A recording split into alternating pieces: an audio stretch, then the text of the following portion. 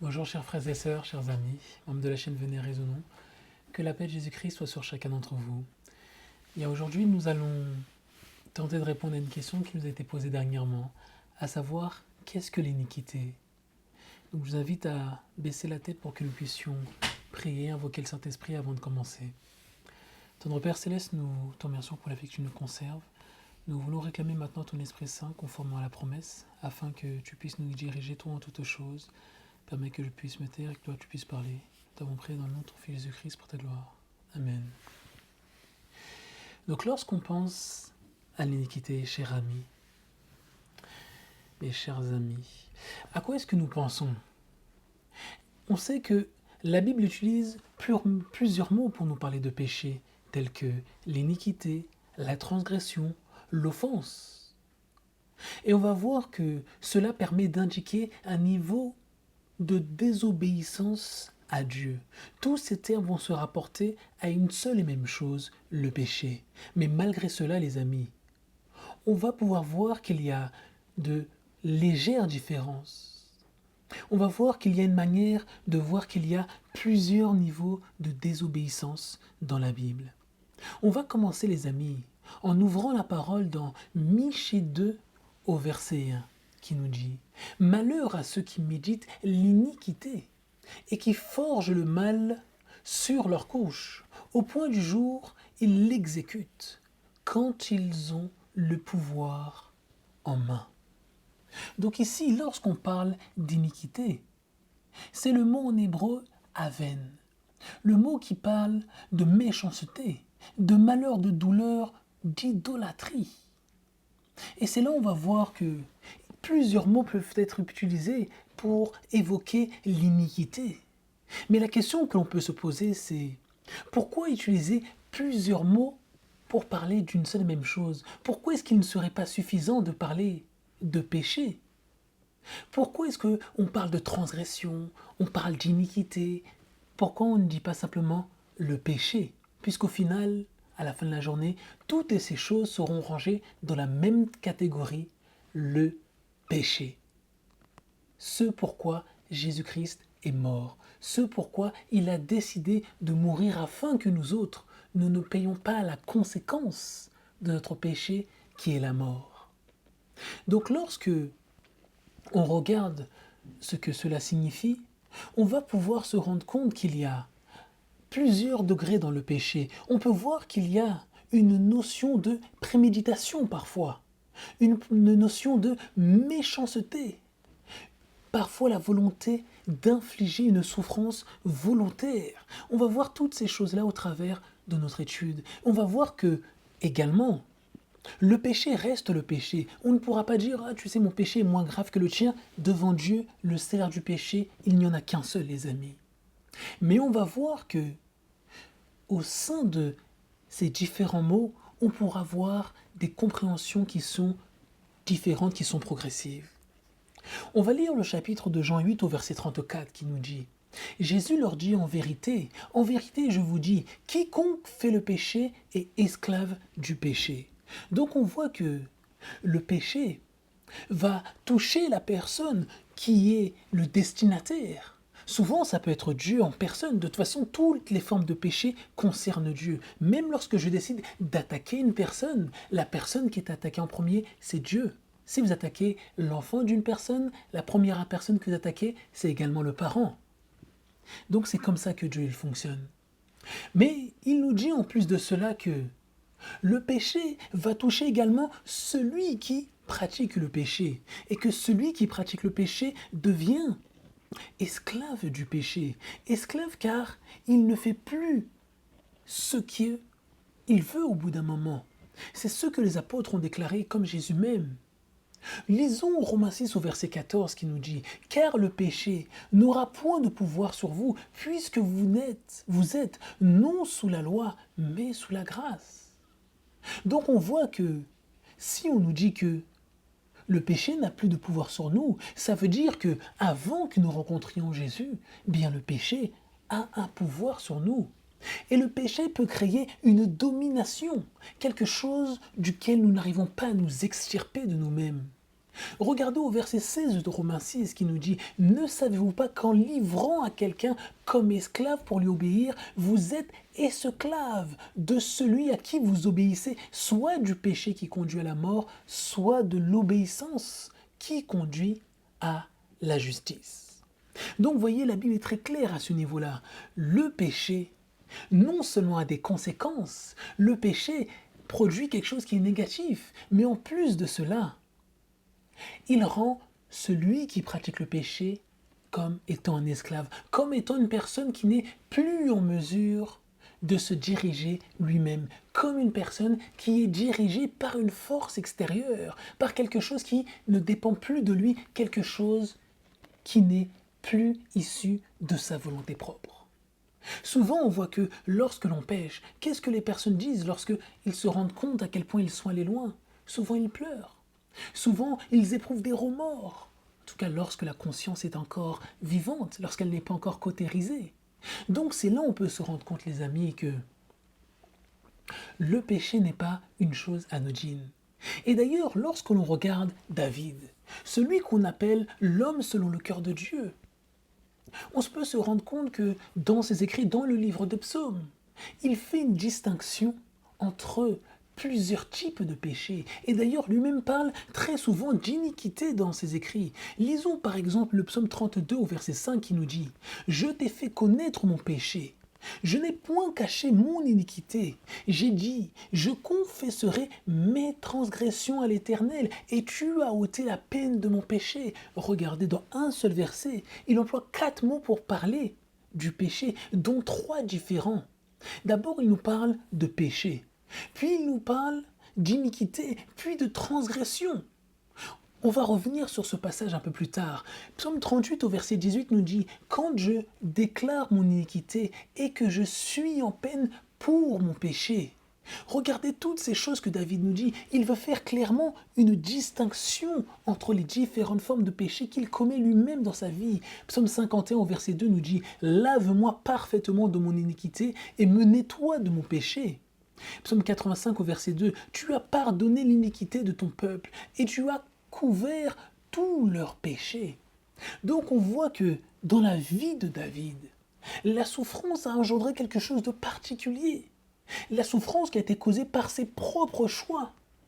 Ses propres choix dont il était esclave, puisqu'il est devenu esclave du péché à partir du moment où il coopérait avec les ennemis. Ces actes l'ont poussé à écrire cela une fois qu'il a retrouvé la raison, une fois qu'il s'est rapproché de son Créateur. Et c'est là où on voit qu'il y a une progression, les amis, dans le choix de David. Dans le choix, par exemple, dans l'histoire de David et Bathsheba, on voit qu'il y a une progression dans le choix, dans les choix qu'il fait et qui vont le mener jusque dans l'extrême. David parle d'une manière très particulière du péché. Il parle de péché, d'iniquité, de transgression. Et on va voir que cela est fait de manière volontaire. Retournons dans le psaume 32, verset 5. Regardez les différents mots qui sont employés. Bien que on emploie des variations et des mots différents, que l'on soit clair, tous ces mots se rapportent à un seul et même sujet, une seule et même idée. La Bible dit clairement, c'est le péché.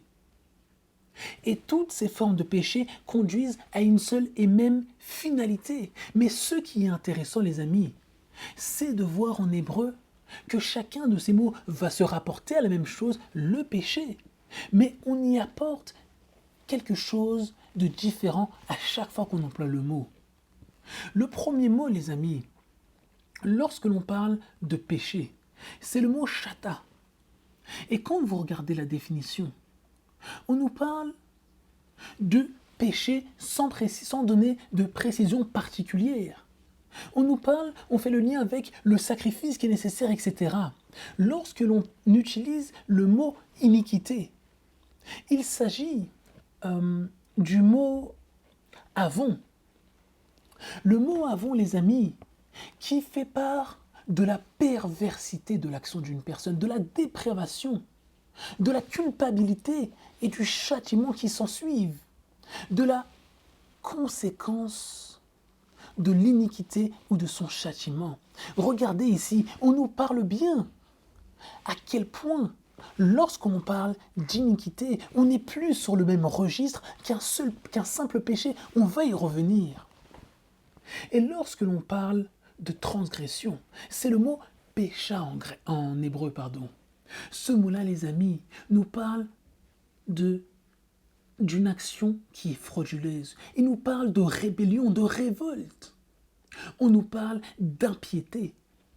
On nous parle de toutes ces choses. Rendez-vous compte, dans un seul verset, David emploie tous ces mots pour nous parler d'une seule et même chose. Et comme on l'a vu dans les études précédentes, toutes ces personnes qui ont écrit de la Bible ont écrit sous l'inspiration du Saint-Esprit. Donc lorsque le Saint-Esprit inspire David d'écrire ces choses, il veut montrer une chose toute particulière. Il veut montrer que le péché n'est pas une chose qui est anodine.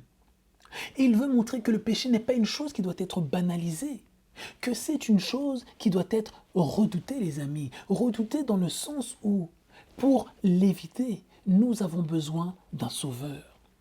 Le mot péché, les amis, est utilisé dans le Nouveau Testament plus de 700 fois.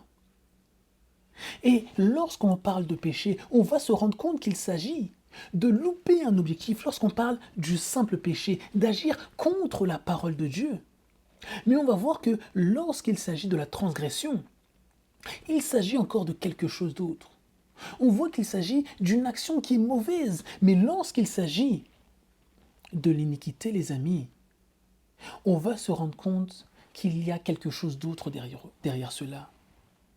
On va se rendre compte que ce n'est pas une chose qu'il faut prendre comme une chose classique, une chose banale. On va voir que c'est une forme de péché dans lequel on arrive à, je pourrais dire, un paroxysme dans l'expression du péché dans notre vie.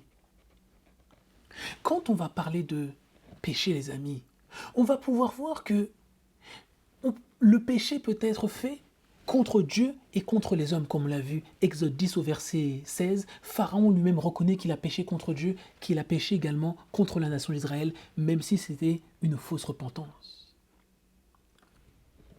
Dans Galates 5 au verset 17 qui nous dit « Car la chair convoite contre l'esprit et l'esprit contre la chair. Et ces choses sont opposées l'une à l'autre, tellement que vous ne faites point les choses que vous voudriez. » Donc on voit que lorsqu'on parle de péché, lorsqu'on parle de la convoitise, c'est l'opposé de ce qui est bien, donc l'opposé de Dieu, l'opposé de son caractère, c'est le péché. Et c'est ce que produit notre chair, les amis. C'est la seule chose qu'elle est en mesure de produire par elle-même. Lisons Jean 4 au verset 17 qui nous dit « Il y a donc du péché en celui qui sait faire le bien et qui ne le fait pas. Donc ignorer de faire le bien, c'est également du péché, les amis. » Jean 8 au verset 34 nous dit « Jésus leur dit, en vérité, je vous dis, quiconque fait le péché est esclave du péché encore une fois. » Romains 5 au verset 12. C'est pourquoi, comme par un seul homme le péché est entré au monde, la mort aussi est entrée par le péché, et ainsi la mort est parvenue sur tous les hommes, parce que tous ont péché. Donc c'est là où on va se rendre compte de quelque chose d'intéressant, les amis. Depuis le péché d'Adam dans Genèse 3, tous les êtres humains qui sont nés d'Adam et de Ève, donc toute l'humanité, porte en eux une nature qui est pécheresse, une nature qui est opposée à l'obéissance naturelle dont étaient capables Adam et Ève. Adam et Ève étaient véritablement capables d'obéir d'une manière naturelle. Mais à partir du péché, on se rend compte qu'il y a une grande problématique. Et la seule solution qui est apportée dans la Bible concernant ce problème de péché, les amis, c'est la personne de Jésus-Christ. La personne de Jésus-Christ et son travail dans le sanctuaire, c'est la raison pour laquelle, si vous voulez comprendre la question du péché et comprendre la solution qu'apporte la Bible, regardez notre série d'études sur le sanctuaire et demain nous allons avoir une étude très spéciale sur le sanctuaire, les amis. Je vous invite à être présents. Lisons Jean 20 au verset 31 qui nous dit « Mais ces choses sont écrites afin que vous croyiez... Excusez-moi, je me suis trompé de passage. Je voulais lire le passage de Romains 1er du verset 24 à 25 qui nous dit « C'est pourquoi aussi Dieu les a livrés aux convoitises de leur cœur, de sorte qu'ils se sont abandonnés à l'impureté, déshonorant entre eux-mêmes leur propre corps, eux qui ont changé la vérité de Dieu en fausseté et qui ont adoré et servi la créature en abandonnant le Créateur qui est béni éternellement. » Donc regardez, lorsqu'on parle de péché, on peut se rendre compte que le péché cultivé en nous progresse au fur et à mesure. Il ne reste pas au même état. Même si nous sommes morts spirituellement, le péché à l'intérieur se développe, les amis, comme un virus. Et à partir de ce moment-là, c'est quelque chose qui devient incontrôlable au sein de nous, au-dedans de nous-mêmes. Et ça finit par nous emmener à des extrémités de perversion, comme on peut le voir dans Romains 1er, les amis. Regardez Romains 7 au verset 18, qui nous dit « Car je sais qu'en moi, c'est-à-dire en ma chair, il n'habite point de bien, vu que le vouloir est bien attaché à moi, mais je ne trouve pas le moyen d'accomplir le bien. » Et la suite est très intéressante. Comment est-il possible que des adultes, des personnes qui ont rencontré le Christ, des personnes qui ont écrit autant de paroles, inspirées, les amis, eux-mêmes confessent qu'ils n'ont aucune possibilité au-dedans d'eux-mêmes de trouver les ressources nécessaires pour faire le bien. Ils nous disent clairement que le bien, c'est une chose qui est impossible pour eux-mêmes. C'est une chose qu'ils ne connaissent même pas.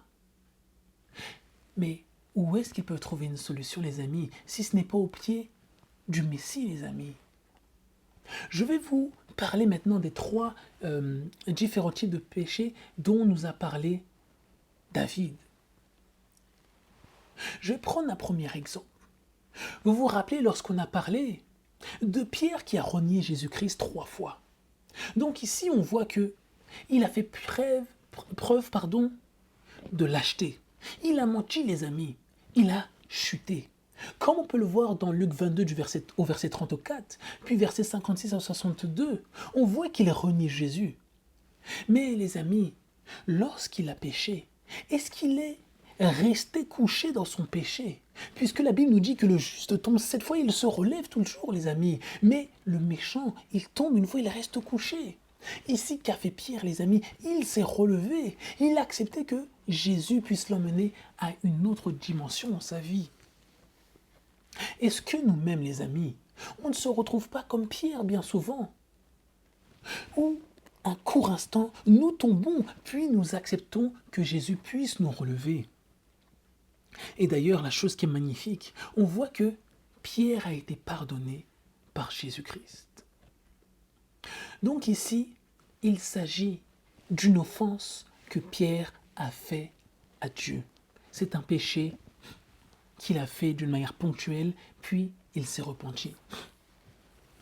Puis maintenant, on va parler de la transgression. Donc vous reconnaissez tous Samson au travers de l'histoire, qui est entre les poteaux, qui a été torturé, qui a été blessé. Mais quand on voit Samson, les amis, pour en arriver là, il a fait ce qu'on appelle la transgression. C'est ce qui se réfère au péché conscient et volontaire. On a plusieurs exemples de la Bible. On peut voir que ce type de péché peut concerner les péchés contre une seule personne, comme dans Exode 21 au verset 14. Le psaume 19 au verset 13, Nombre 15 au verset 30, pardon. On peut voir également que le péché de ce type, le péché conscient et volontaire, peut être fait par plusieurs personnes également. De Pierre 2 au verset 10, et que cela peut concerner une nation entière, Deutéronome 1er au verset 43. Là encore, les amis, on peut voir que dans ce péché, on pourra faire quand même la distinction entre le péché qui est, comment pourrais-je dire, qui est caché, qui est non intentionnel, qui est accidentel, etc. Mais ici, lorsqu'on parle de péché qui est conscient et volontaire, certains parleront de présomptueux, on verra que c'est un péché qui est profondément ancré au-dedans de nous, à cause du fait que nous avons la connaissance de la parole de Dieu. Donc, Samson, lorsqu'il a péché, les amis, il a dû laisser grandir au-dedans de lui, laisser se développer ces péchés qui aurait pu être réprimé, les amis. Lorsqu'on est dans cette démarche, les amis, l'extinction de la conscience et de ses appels est une chose qui arrive d'une manière indubitable.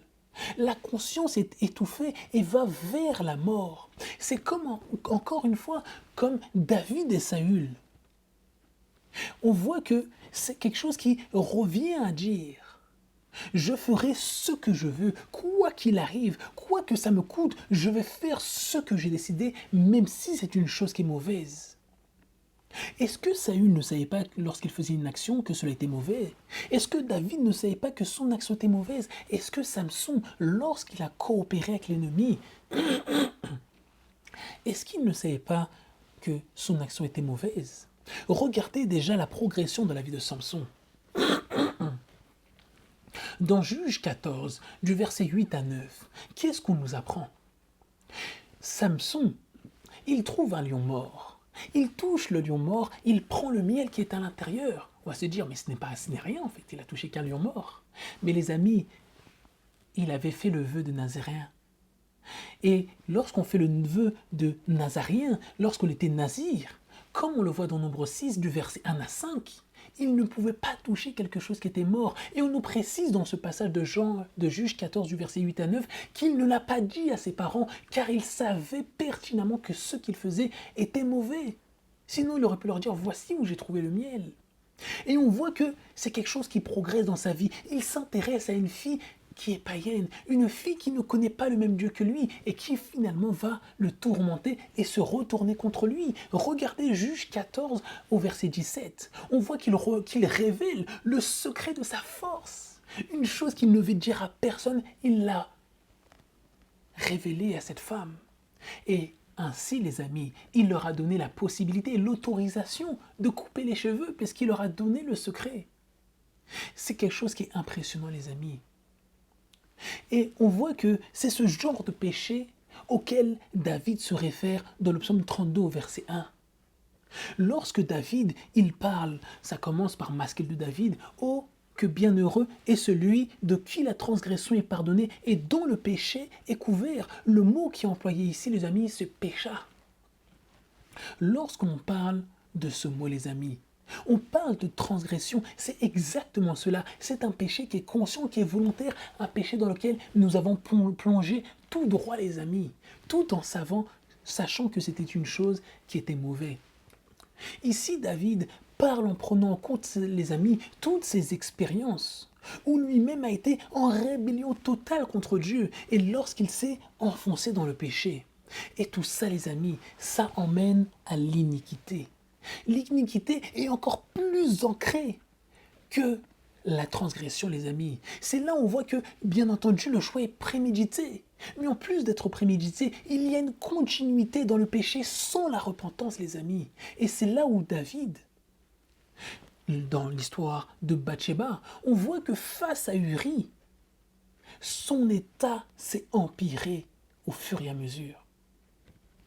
L'iniquité a conduit David, les amis, à s'enfoncer plus en plus profondément dans le péché, jusqu'à faire taire sa conscience. Lisez 2 Samuel 11, les amis. 2 Samuel 12, regardez ce qui s'est passé. David, il voit la femme qui est nue sur le toit. Bon, jusque-là, ce n'est pas de sa faute, ce n'est pas lui qui l'a dit: femme, balade-toi toute nue sur le toit. Mais lorsqu'il la voit, qu'est-ce qu'il fait, les amis? Il va s'informer sur qui elle est. Il va s'informer sur qui elle est, lisons-le ensemble. 2 Samuel 11 du verset 3 à 4. Et David envoya s'informer de cette femme-là, et on lui dit: n'est-ce pas là Bathsheba, fille d'Eliam, femme d'Uri le Hétien? Et David envoya des messagers et l'enleva, et étant venu vers lui, il coucha avec elle, car elle était nettoyée de sa souillure, puis elle s'en retourna à sa maison. Donc déjà, je tiens à préciser, lorsqu'on dit que David l'enlève, en fait, si vous regardez en hébreu, c'est pas le mot comme un kidnapping. Elle a accepté de venir dans le palais. C'est une première chose. Mais regardez la progression. Il voit la femme comme ça. Pourquoi il va s'informer alors qu'il est marié? Au lieu d'envoyer un messager pour dire: madame, on vous voit toute nue depuis chez nous, S'il vous plaît, faites attention, mettez quelque chose pour qu'on ne voit pas toute nue lorsque vous vous baignez. Non, les amis, il envoie les messagers, mais pour se renseigner, d'abord il dit, mais c'est qui elle? On lui dit d'abord, c'est la femme de quelqu'un. Ah, c'est la femme de quelqu'un. Allez lui discuter avec elle, dites-lui que j'ai besoin de la voir. Donc, il rajoute encore quelque chose dessus. Il la convoite. Il lui fait une proposition indécente parce qu'elle est mariée. Et une fois que cela est fait, il couche avec elle. Elle se lave, elle est nettoyée de sa souillure, elle s'apprête à rentrer chez elle. Et après, qu'est-ce qui s'est passé, les amis? David apprend qu'elle est enceinte. Elle lui envoie dire, donc on voit qu'elle est complice, elle envoie lui faire apprendre que je suis enceinte. J'ai conçu un enfant durant notre rapport sexuel. Qu'est-ce qu'il fait? Il essaie de tromper Uri à 2 reprises, l'ami, pas une fois, mais 2 fois il essaie de tromper Uri pour lui faire croire que l'enfant est de lui. Une fois que c'est fait, les amis, ça ne marche pas. Uri, Régis, il ne sait pas à quoi il régisse, mais il veut être fidèle aux autres soldats. Il ne veut pas de passe-droit, il ne veut pas être traité différemment des autres soldats. À ce moment-là, David s'enfonce encore dans le péché. Il écrit un arrêt de mort. Il le donne à Uri dans sa main, et Uri rend dans la main de ses bourreaux son arrêté de mort. Imaginez-vous la scène. On vous donne une lettre, et dans la lettre, il y a écrit « Celui qui te rend la lettre, tu dois le tuer ». Donc là, il faut un complot. Donc David rend d'autres personnes, en plus de ses serviteurs, coupables du meurtre qu'il s'apprête à faire. Et par la main des ennemis, il fait tuer Uri. Qu'est-ce que c'est terrible! Qu'est-ce que c'est terrible, les amis! Pourtant, David savait ce que disait la parole. Michée 2, au verset 1, nous dit « Malheur à ceux qui méditent l'iniquité et qui forgent le mal sur leur couche. Au point du jour, ils l'exécutent quand ils ont le pouvoir en main. » Est-ce que ce n'est pas ce que David a fait? Il avait le pouvoir en main d'être tyrannique et c'est ce qu'il a fait. Il s'est retourné contre l'un des plus fidèles soldats de son pays, visiblement. L'iniquité, les amis, c'est le péché dans sa pleine expression, sans aucune retenue. En hébreu, ça signifie coupable, le fait même d'être digne de châtiment. L'iniquité est préméditée, connue et en progression, les amis. Elle est connue, elle est continue, les amis. Le péché devient notre Dieu. Il finit par détruire notre moralité, toute affection de ce qui est divin. Le péché devient tellement présent, les amis, tellement présent, qu'il finit par se développer en nous, qu'il finit par consumer notre corps. Et il devient comme une partie de notre style de vie, les amis. Ça devient comme notre personnalité. Est-ce que David ne dit pas d'ailleurs que son corps se consumait jusqu'à ce qu'il ait confessé le péché? Parce que c'est l'une des caractéristiques du péché, les amis. Il finit par nous consumer de l'intérieur. Il finit par réduire en cendres notre conscience, les amis. Il finit par la cautériser. Est-ce que David ne l'appelle pas l'homme selon le cœur de Dieu? Mais pourtant, cet homme qu'on appelle l'homme selon le cœur de Dieu, on voit que lui-même, il déclare « Je suis un homme qui est dans l'iniquité », en tout cas qui était dans l'iniquité jusqu'à ce que Dieu me sauve. Et c'est ce que nous allons voir. Et c'est là on peut voir qu'il y a une bonne nouvelle, il y a encore de l'espoir pour nous autres, les amis. Regardez ce que pourtant le prophète Samuel avait dit à Saül concernant les péchés, puisque c'est le même type de péché qu'a commis Saül en se rebellant contre Dieu. Car la rébellion est comme le péché de divination et l'obstination comme une idolâtrie et des théraphimes. Parce que tu as rejeté la parole, il t'a aussi rejeté comme roi. Donc regardez le contexte. Saül, il dit avoir péché au verset 30 un peu plus bas. Mais quand on regarde sa repentance, les amis, et on compare à celle de David, on peut voir qu'il refuse réellement de se repentir. Il refuse de faire face à la grosseur, à la gravité de son péché, les amis. Il continue à s'enfoncer au fur et à mesure, puisqu'on voit qu'à la fin, il finit par se suicider. Et c'est là où on voit la différence entre l'iniquité de Saül et de David. David a reconnu la gravité de son état et il s'est réellement repenti. Lisons ensemble la Samuel 3 au verset 13 et 14.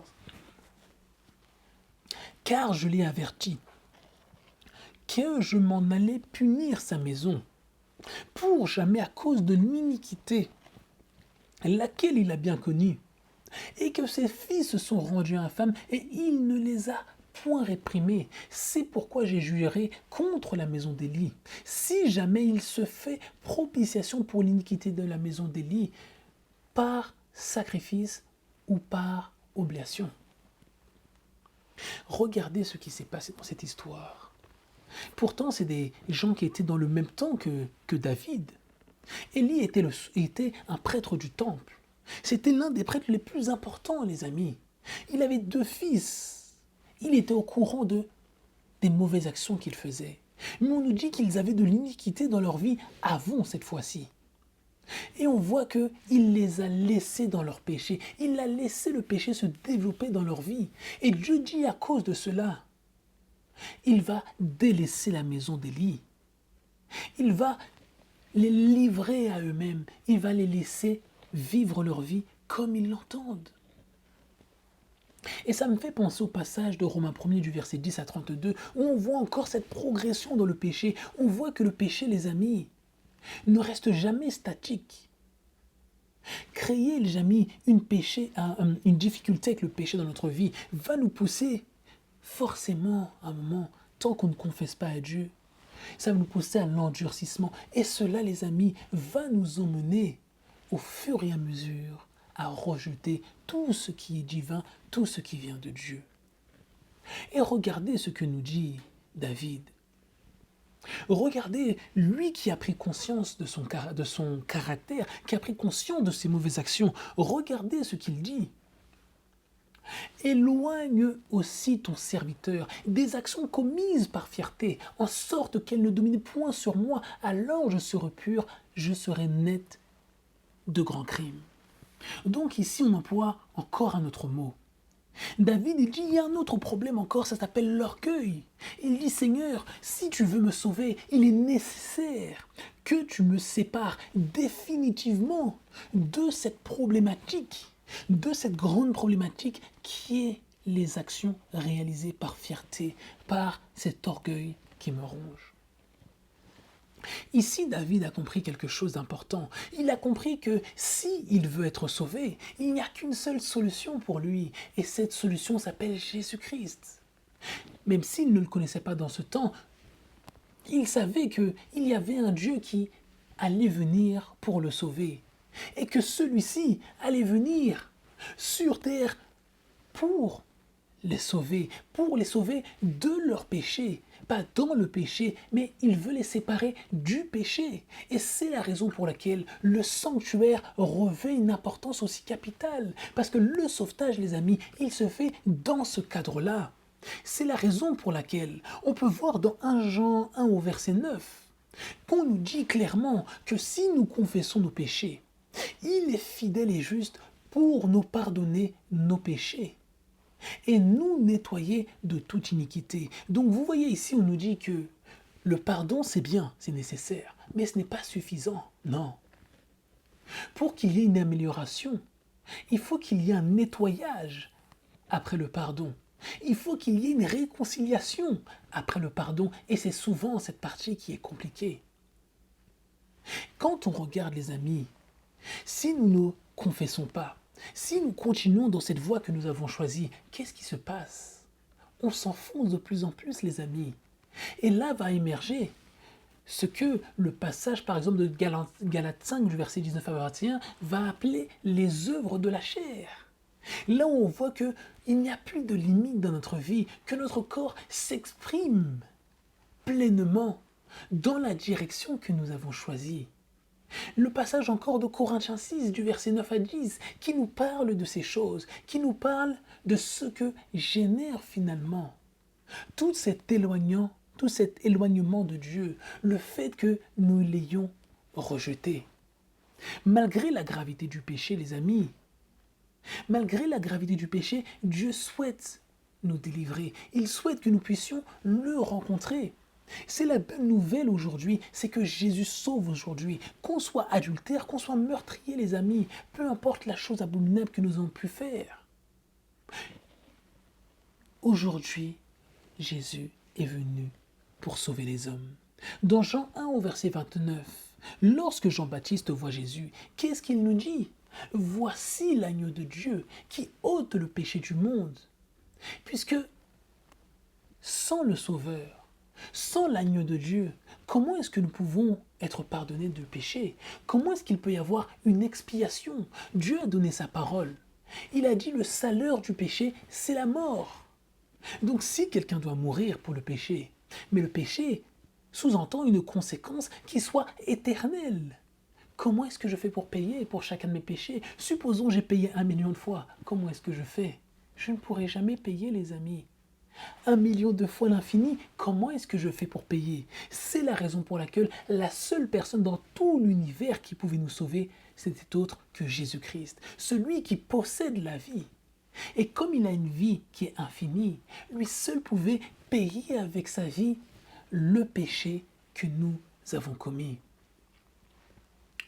Regardez la manière dont David s'est repenti une fois qu'il a pris conscience de sa mauvaise conduite. Quand vous remarquez par rapport à Saül, c'est ça aussi qui est très intéressant, très impressionnant. Saül, il a eu Samuel le prophète qui est venu le voir pour lui expliquer à quel point sa conduite était mauvaise. Qu'est-ce qui s'est passé, les amis? À 3 reprises, il lui dit la même chose. Ah non, tu sais, il trouve un prétexte à donner.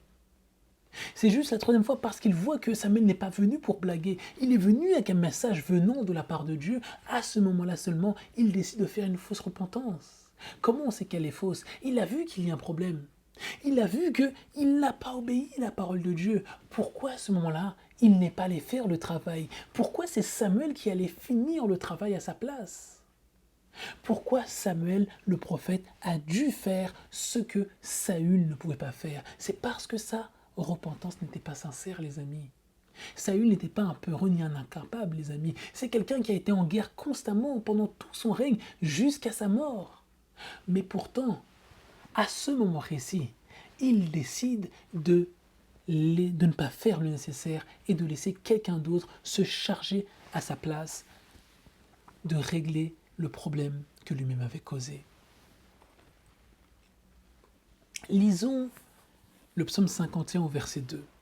D'ailleurs, c'est vraiment un passage, un psaume qui est magnifique, le psaume 51. C'est le psaume que David a rédigé suite à sa repentance après avoir couché avec Bathsheba. Au verset 2, regardez, David dit « Lave-moi parfaitement de mon iniquité et me nettoie de mon péché. » Donc on voit encore une fois, il précise que l'iniquité a besoin d'un traitement, qu'il ne peut pas considérer toutes ses actions comme étant un simple péché, bien que l'iniquité reste du péché, les amis. Après la prise de conscience, il se rend compte, il y a possibilité de pardon. Il y a besoin même de pardon. Et il y a la possibilité et le besoin, gloire à Dieu, de pardon. C'est là il vient réclamer les promesses de Dieu. Il sait que au travers du sanctuaire, au travers du travail que fait le souverain sacrificateur, il sait qu'il a possibilité d'être pardonné. Et quand vous regardez d'ailleurs dans ce passage, il nous dit à la fin que ce que Dieu souhait, ce n'était pas un sacrifice d'animaux gras, non. Ce que Dieu voulait par rapport à cela, c'était un cœur brisé et contrit. Est-ce que Dieu est méchant? Est-ce que Dieu était content lorsqu'il voyait David pleurer, lorsqu'il le voyait triste? Non, les amis.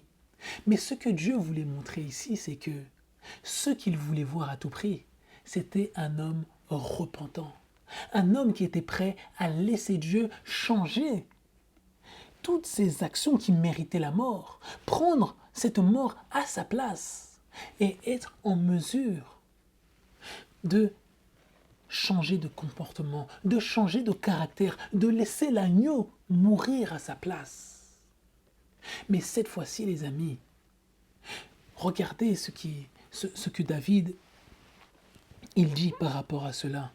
Le péché est une chose qui est grave, certes, mais une fois qu'il a été pardonné, une fois qu'il a expérimenté ce pardon, on pourra voir qu'il a appris quelque chose de supplémentaire.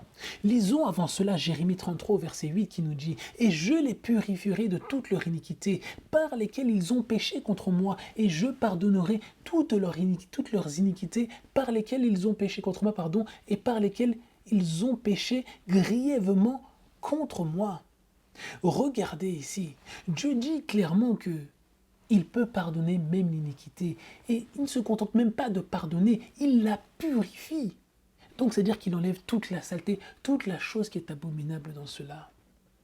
Lisez encore Hébreux 8 au verset 12, où on nous dit « Car je serai apaisé par rapport à leurs injustices, et je ne me souviendrai plus de leurs péchés, ni de leurs iniquités. » Donc vous voyez, même dans le Nouveau Testament, on nous parle de péché, on nous parle également d'iniquité. Et Dieu dit que, une fois qu'il pardonne, qu'il sera apaisé contre nos injustices. Donc une fois que nous aurons demandé pardon et que nous aurons réclamé le sang de l'agneau, il dit qu'il ne se souvient plus des péchés, ni des iniquités. Donc vous voyez, Dieu lui-même veut montrer une chose particulière par rapport à cela. Lisons le psaume 103 au verset 5 pour voir ce que finalement David a appris. Mon âme bénit l'Éternel, et que tout ce qui est au-dedans de moi bénisse le nom de sa sainteté. Mon âme bénit l'Éternel et n'oublie aucun de ses bienfaits.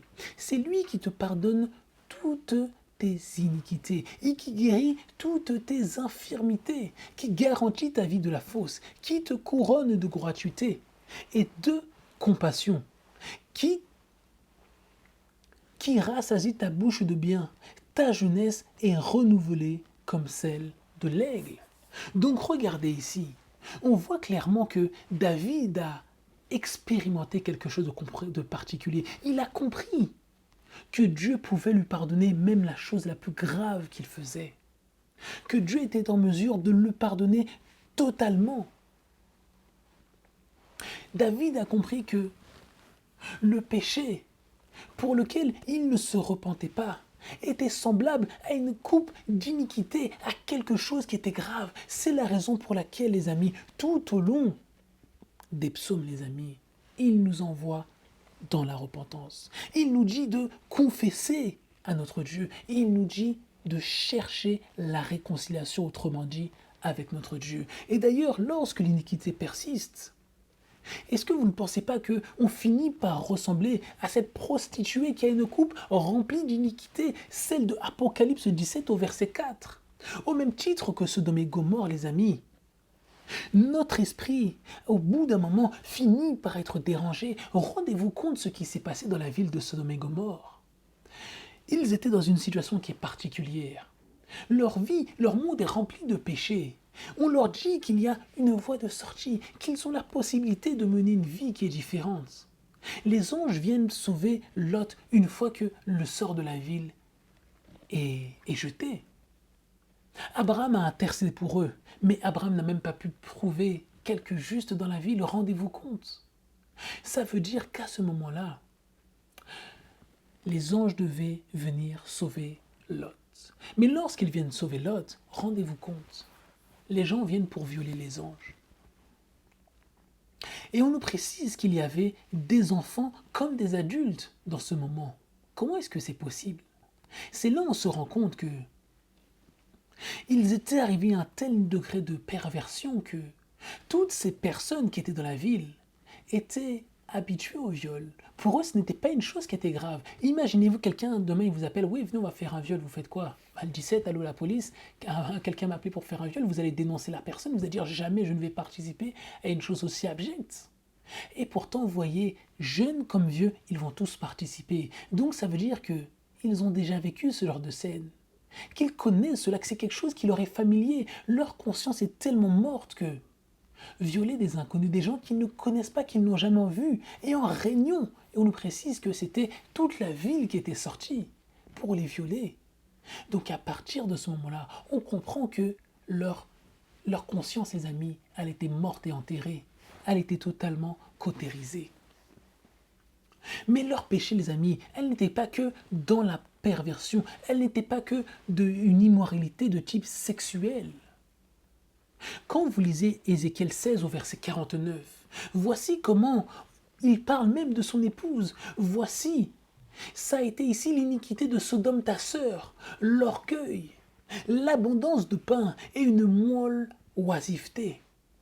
Elle a eu de quoi et elle Elle est la ville de son ressort, mais elle n'a point assisté l'affligé et le pauvre. Rendez-vous compte. Donc ici, on nous dit que son péché, les amis, ce n'était pas simplement la luxure, une sexualité débridée et une telle perversion sexuelle qui les amène même à violer des personnes qu'ils ne connaissent pas. Il nous dit ici que le péché, c'était également l'orgueil. D'ailleurs, on nous dit que c'est l'une des choses que Dieu il déteste. Il dit que c'est l'abondance de paix. Quel problème il y a avec à avoir de la nourriture en abondance?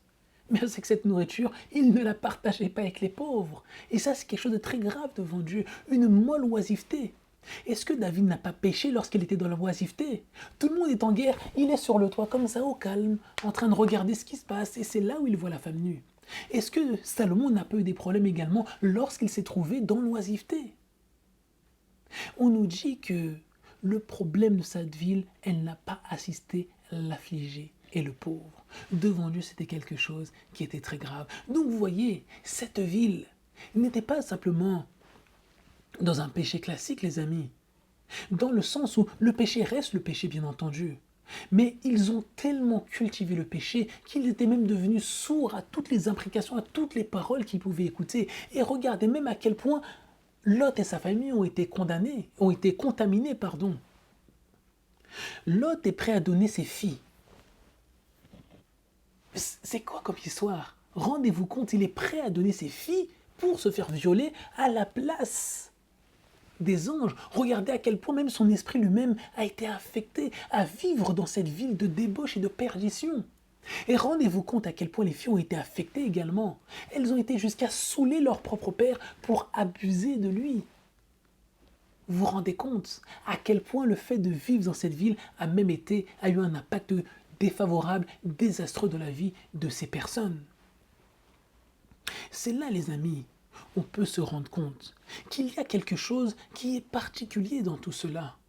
Il y a quelque chose que Dieu veut nous montrer au travers de David dans ces différentes situations. Je vais vous lire le passage de Michée 7 au verset 8. Michée 7 au verset 8 qui nous dit: L'Éternel règne, il est revêtu de magnificence, l'Éternel est revêtu de force, il s'en est saint. Aussi la terre... Oh, et pardonnez-moi, je ne sais pas pourquoi j'ai mis ce... Deuxième fois, pardonnez-moi, je me suis trompé de verset, je n'aurais pas dû mettre celui-ci. Ce que je voulais lire, c'était Romains 5 au verset 18, pardonnez-moi. Comme par un seul homme, le péché, les hommes sont assujettis à la condamnation, ainsi par une seule justice justifiante, le monde est venu sur tous les hommes en justification de vie. Donc rendez-vous compte, les amis, lorsqu'on nous dit que le péché est entré par Adam, par une seule personne, c'est un fait. Mais de la même manière que cela est rentré, il y a une personne par qui nous pouvons espérer la guérison. Espérer la guérison et espérer vivre à mieux, les amis, vivre une autre vie, quitter cet état de pécheur, les amis, de pécheur qui ne peut se contrôler, qui est livré comme un esclave au péché. Voilà, j'ai retrouvé le passage de Michée 7 au verset 18 qui nous dit: Qui est le Dieu fort comme toi, qui est un Dieu qui ôte l'iniquité et qui passe par-dessus les péchés du reste de ton héritage. Il ne tient point à toujours sa colère parce qu'il se plaît en la gratuité. Voilà, en fait, j'avais mis le bon passage, mais j'ai pas écrit le bon verset, excusez-moi. Donc ici, on nous dit clairement que Dieu ôte totalement l'iniquité. Et pour nous, ça doit être aujourd'hui un soulagement, les amis. C'est un soulagement et une bonne nouvelle. Il n'y a pas un péché devant Dieu, les amis, qui ne puisse être pardonné. Et je vais vous laisser avec ce verset, les amis. Ce verset avec lequel nous avons commencé. Je t'ai fait connaître mon péché. Je ne t'ai point caché mon iniquité, j'ai dit, je ferai confession de mes transgressions à l'Éternel, et tu as ôté la peine de mon péché. Donc la seule chose, les amis, que Dieu ne peut pas pardonner, c'est le péché contre le Saint-Esprit, Luc 12 au verset 10 et Matthieu 12 au verset 10. Mais quand on regarde, les amis, la manière dont le péché est progressif. On comprend cela on peut comprendre cela aisément. Dans le péché, on peut voir qu'il y a plusieurs progressions, il y a plusieurs étapes. Lorsque l'on rejette, la seule personne dans l'univers, les amis, qui peut nous convaincre concernant notre nature pécheresse, lorsqu'on rejette, la seule personne qui peut nous aider à quitter le péché, puisque Jésus étant parti au ciel, il a laissé le Saint-Esprit. Et c'est le Saint-Esprit qui met l'amour dans notre cœur. Et Jésus a dit, celui qui m'aime, c'est lui qui garde mes commandements. Mais si on n'a pas l'amour dans notre cœur, que seul le Saint-Esprit peut mettre, comment nous pouvons garder les commandements? C'est une chose qui est impossible. Donc on se rend compte qu'il y a une nécessité d'obéissance, mais cette nécessité d'obéissance, les amis, elle vient, cette possibilité, pardon, d'obéissance vient avec l'amour. Et finalement, le Saint-Esprit, on en a également besoin pour nous sceller et nous mettre à part pour le retour de Jésus-Christ. Donc c'est dans ce sens-là où on nous dit que le péché contre le Saint-Esprit, c'est la seule chose qui ne peut pas être pardonnée. C'est le moment où nous avons rejeté le Saint-Esprit. Et si nous l'avons rejeté, il ne pourra pas mettre l'amour dans notre cœur, donc nous ne pourrons pas garder les commandements de Dieu. Et il ne pourra pas non plus nous convaincre de péché, de justice et de jugement. Et il ne pourra pas nous sceller pour le retour de Jésus-Christ. Donc voyez les amis, pour tous ceux qui se posent la question, puisque plusieurs personnes ont posé la question dernièrement, si vous vous posez la question, vous n'avez pas encore péché contre le Saint-Esprit. Tout le monde a la possibilité, les amis, d'accepter Jésus-Christ. Tout le monde a également le choix de le rejeter. Mais ce à quoi nous vous appelons aujourd'hui, les amis, c'est d'accepter ce pardon qui est gratuit, d'accepter de remettre notre vie entre les mains de Dieu, de faire confiance à Jésus-Christ et de suivre son plan parfait qui va nous extirper des griffes de l'ennemi, qui va nous sortir de cet esclavage et qui va nous permettre d'accepter sa loi, d'accepter sa parole dans notre vie et nous permettre de mener une vie différente. Voilà les amis, c'est ce que nous avions à partager pour aujourd'hui. Que la paix de Jésus-Christ soit sur chacun d'entre vous. Soyez bénis les amis. Au revoir.